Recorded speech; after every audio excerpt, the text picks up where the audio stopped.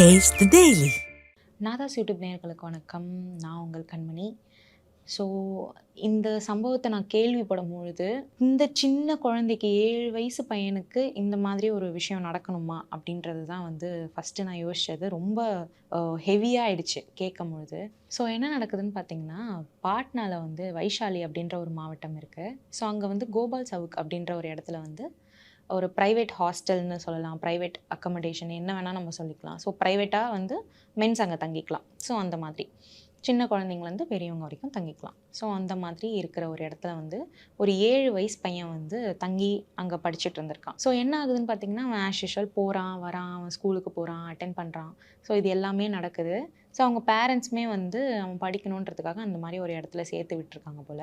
So அவங்க பேரண்ட்ஸும் போயிட்டு பார்த்துட்டு வந்துட்டு ஸ்கூல், அகாடமி எல்லாமே கரெக்டாக இருக்கா? இந்த மாதிரி ஒரு நல்ல விஷயம்லாம் நடக்குது அப்படின்னு சொல்லிட்டு நல்லா தான் நார்மலாக போயிட்டு இருந்திருக்கு. பட் என்ன ஆகுதுன்றத பார்த்தீங்கன்னா, சடனா ஒரு டேல வந்து அந்த சின்ன பையன் வந்து கழுத்து வந்து கட்டாகி இறந்து போறாங்க. யாரால அப்படின்றது ஸ்டில் வந்து கண்டுபிடிக்க முடியாம ஒரு ஒரு விஷயமா இருக்கு.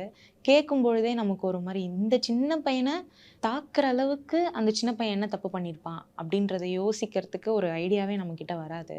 அந்த சின்ன பையனுக்கு அந்த நைட்ல எப்படி இருந்திருக்கும்? ஸோ அவன் எந்த அளவுக்கு அந்த ஒரு பெயின வந்து ஃபீல் பண்ணியிருப்பான்? எதுக்காக இதெல்லாம் நடந்தது? ஸோ இந்த மாரி எந்த ஒரு க்ளூவுமே இல்ல. எந்த ஒரு கீ பாயிண்ட்டுமே இல்ல. அத கண்டுபிடிக்கிறதுக்கு. ஸோ இந்த ஒரு சம்பவம் நடந்ததுன்னு தெரிஞ்ச உடனே என்ன பண்றாங்க, அங்க இருக்கிற போலீஸ் ஸ்டேஷன்ல வந்து கம்ப்ளைண்ட் போது. ஸோ ஆட்டோமேட்டிக்கா அவங்க பேரண்ட்ஸ்க்கு விஷயம் தெரிஞ்சு, அவங்களும் வந்து திருப்பி வந்து ஒரு கம்ப்ளைண்ட் குடுக்குறாங்க. இந்த மாதிரி ஒரு விஷயம் நடந்துச்சு. எதனால நடந்ததுன்னு பாருங்க. சிசிடிவி செக் பண்ணுங்க. என் பிள்ளைக்கு எதனால இப்படி ஆச்சுன்றது தெரியணும். அ எப்படி என்ன நடக்குது? ஏது நடக்குது? எல்லாமே எனக்கு தெரியணும். இது யார் பண்ணான்றத கண்டுபிடிங்க அப்படின்னு. அவங்களுக்கு ஆப்வியஸ்லி பெத்தவங்கங்க.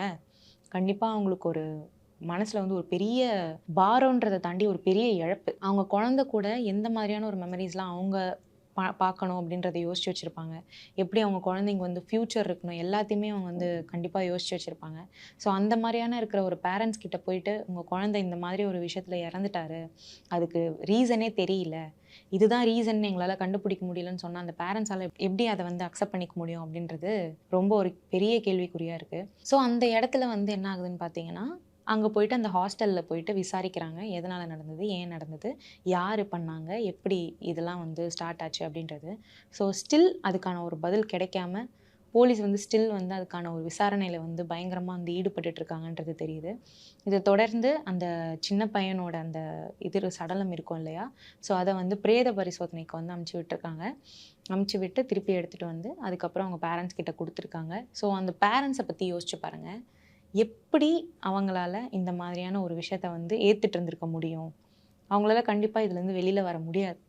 கண்டிப்பா முடியாது. ஏன்னா, அது அவங்க வாழ்க்கையிலே ஒரு பெரிய இழப்புனா அது மட்டும் தான். காசு, பணம் எதுவுமே அவங்களுக்கு அதுக்கு மேல வந்து இம்பார்ட்டன்ஸா இருந்திருக்காது. ஸோ இது வந்து பாட்னால மட்டும் தான் நடக்குதா? அப்படின்றத பார்த்தா, பாட்னால மட்டும் கிடையாது. நெறைய பிளேஸஸ்ல நடக்குது. ஸோ ஹாஸ்டல்லுன்னு நீங்க நம்பி உங்க பசங்கள வந்து அனுப்பி விடுறீங்க அப்படின்னா, சின்ன பிள்ளைங்களா இருக்காங்க. இந்த ஏஜ்ல ஹாஸ்டல பார்க்கக்கூடிய வயசு அவங்களுக்கு கிடையாது. ஸோ ஒரு நல்ல ஸ்கூல்ல படிக்கணும்னு நீங்க நெனச்சீங்கன்னா, அந்த இடத்துக்கு நீங்களுமே வந்து ட்ராவல் ஆகி போறது தப்பு கிடையாது அப்படின்ற ஒரு விஷயமா இருக்கு. ஏன்னா, குழந்தைங்க இந்த காலத்துல எங்கேயுமே வந்து சேஃப் கிடையாது அப்படின்ற ஒரு பயங்கரமான ஒரு உறுதி பூர்வமான ஒரு விஷயம் இருக்கு.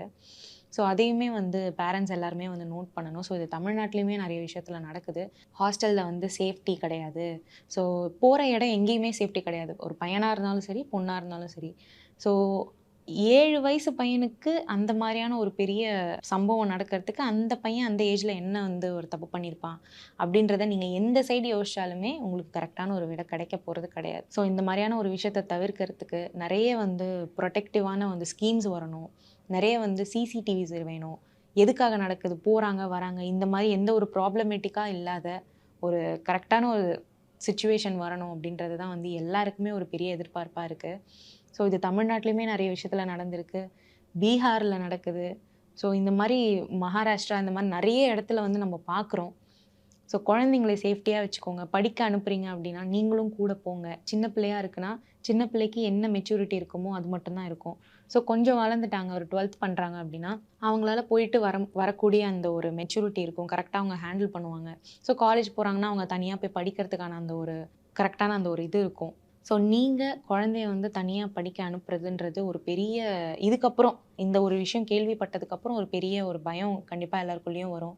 ஸோ குழந்தைங்கள பத்திரமா பார்த்துக்கோங்க அப்படின்றது வந்து காவல்துறையுமே வந்து தெரிவிச்சிருக்காங்க.